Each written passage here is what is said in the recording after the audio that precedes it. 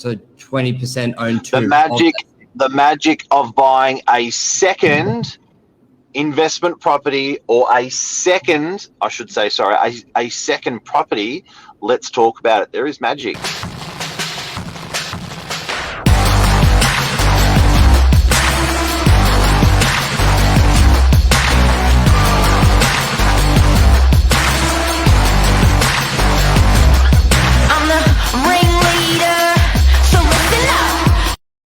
Good morning, everyone. Welcome to episode 483, Morning Minutes with myself, Michael Bergio, Mark Novak, the magic behind buying your second property.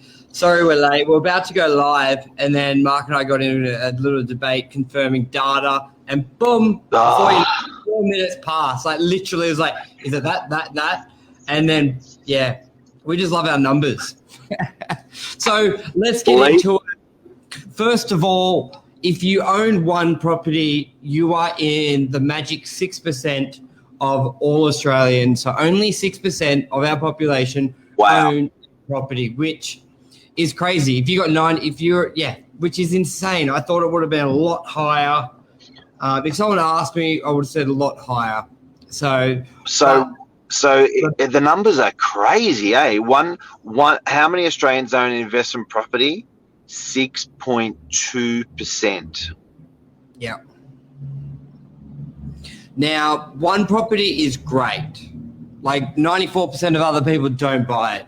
But where we see wealth creation and unlocking almost a different lifestyle is multiple properties.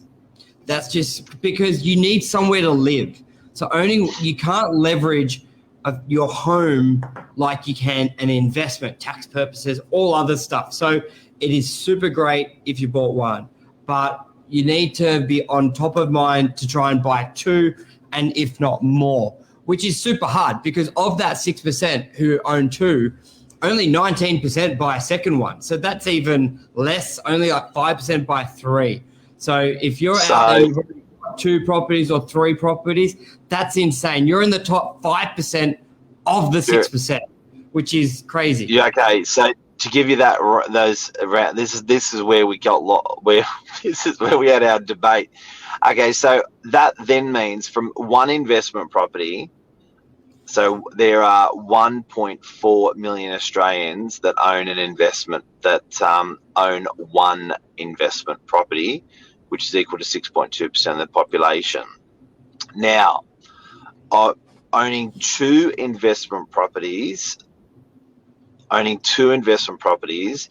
1.6% of Australians. That's not a lot, dude. That's not a lot. No. Now they're the numbers, and let's hone down onto buying. Assuming you own your property, buying an investment property, the magic behind it, how hard it is or how easy it is, because things have changed very rapidly in 2021, and the magic has just happened. Why would people want to buy an investment property, Mr. Bergio? Yeah, so I touched on it in the monologue. Is it unlocks the wealth creation, which is probably why you bought property to begin with. You believe it's a way. Australians are very pro-property. Our government's pro-property. But what we see, there's a big difference after 30 years, even in your first couple of years of owning two properties compared to one. Because two properties unlocks the tax benefits, you can leverage it, you got write-offs, and it just really opens up the door. Wouldn't you agree, Mark? Like, you can't paint, like if you're maybe fortunate enough to have a higher income and you need some deductions, your accountant can't even use your family home. You've got to have an investment. No, that's right. Well, you're giving a lot of money to the tax man for nothing. So it reduces you having to give the money to the tax man.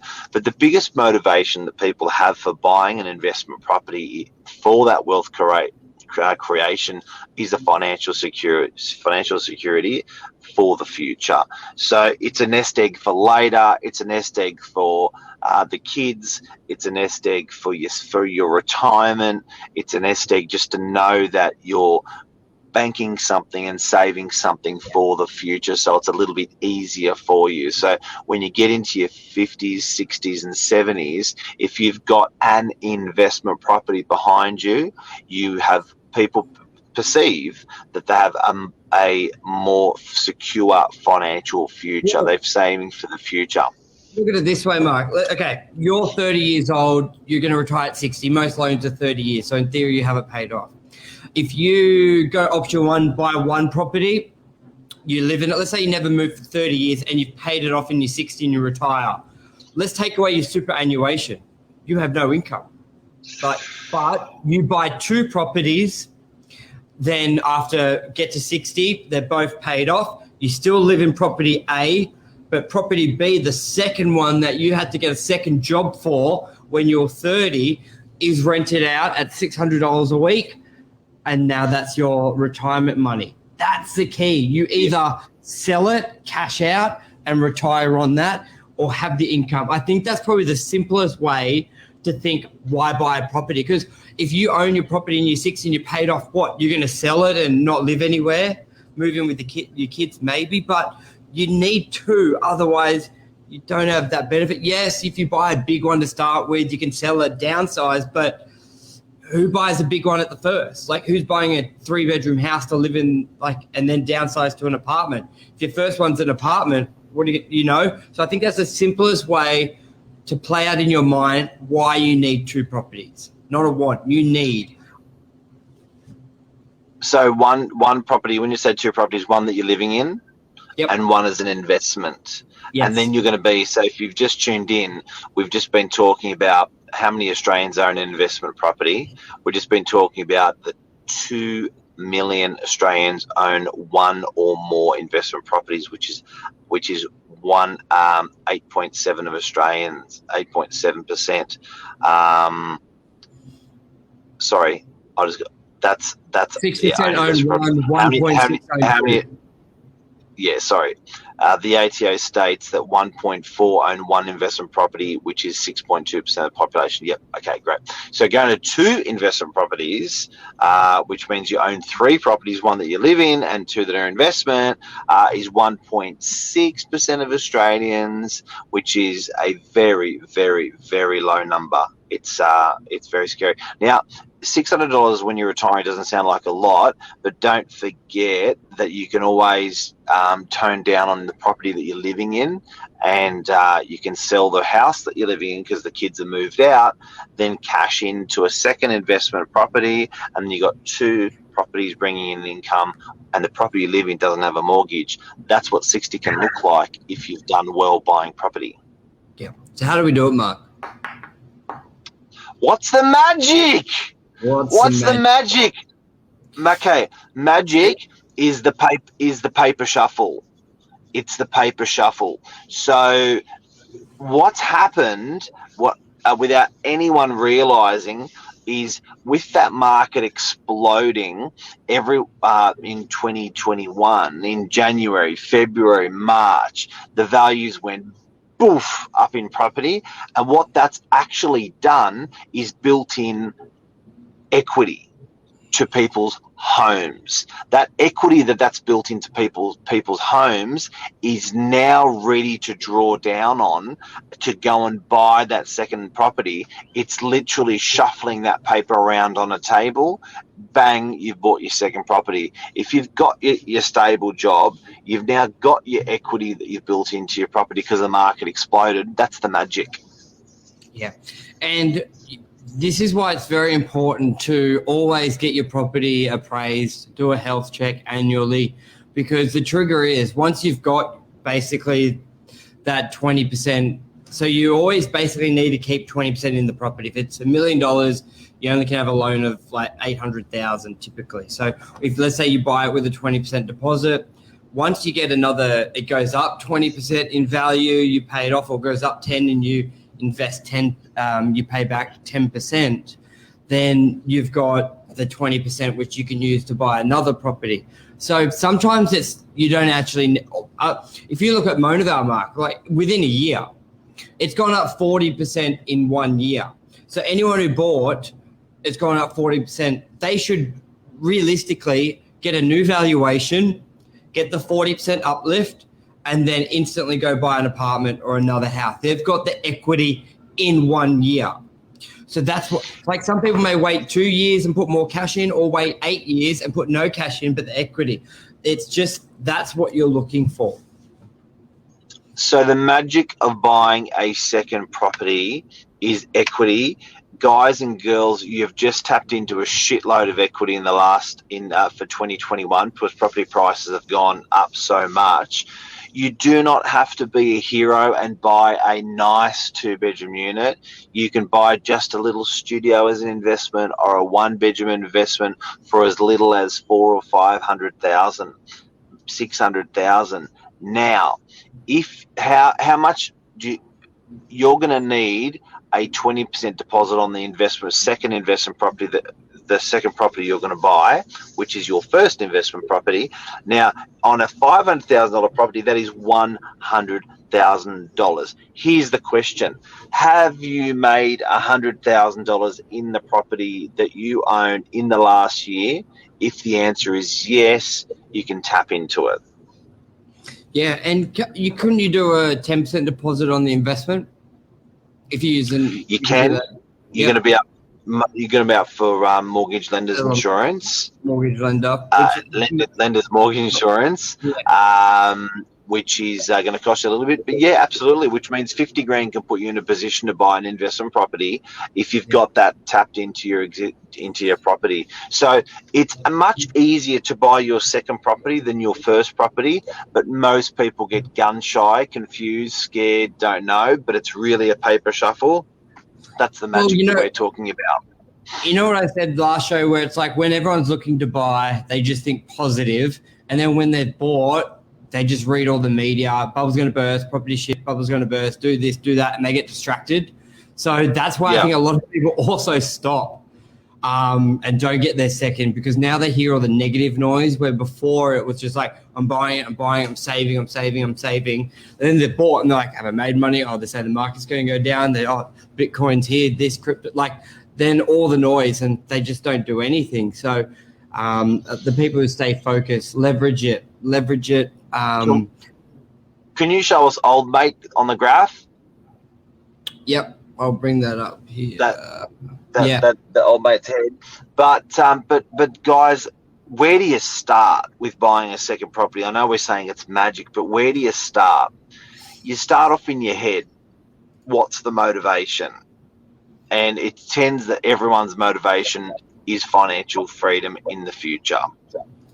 Here's some interesting information. Terry is typical real estate investor, likely to be male. 1/3 of investors are female. I think that's a lot more now, actually. So this is a couple of years old, but I remember reading something. I think it's a lot higher. More likely to be self-employed than owner-occupied. 20% of investors are self-employed compared to 19% owner-occupiers. Likely to be married. 72% of investors are married. 42 years old. Wow. Net annual income, 103K. Excluding the top 100 investors, 79. Okay, that's probably a better data, because obviously the top 100 are making millions a year. They could be like your CEOs. So take them out, it drops down to 79%. So very, very realistic income. That's cool. We'll put do you want to put the link to ATO thing in there as well? I'll put this old link in. Absolutely. So this had some good data as well, this website. Property investors. So I'll put that in there for everyone. Also, I'll put the text of anything else you want to add into that, Mark? How are you going to do it, guys? How we're going to help you buy your first investment property, which is your second property after your home. This is how you do it. First of all, why are you going to do it? Is the motivation there? Do you want do you want a better financial future? Yes. Second of all, what are you going to buy? What's to get into the investment market? What's the cheapest entry level? Stick to what's under your nose. Where are you going to buy? Establish that. Okay. You've established that that's 500,000, 600,000, 700,000, but don't be scared. It's not, you're not sleeping on your money. It's generating an income. It's not like the house you just bought. It's different. Mm.